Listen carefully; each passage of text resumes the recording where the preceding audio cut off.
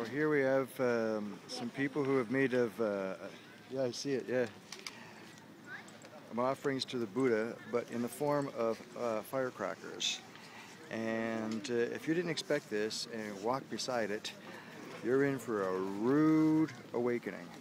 So let's just see what, okay, he's cleaning this place out now. He's going to put a fresh batch of firecrackers in here. Okay.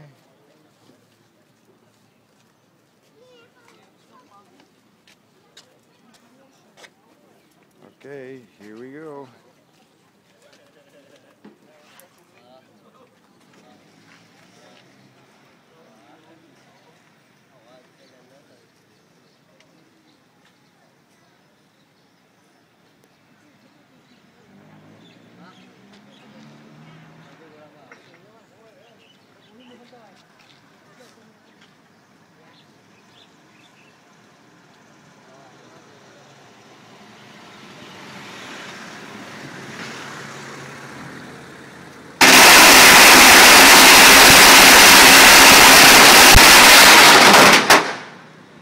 Wow.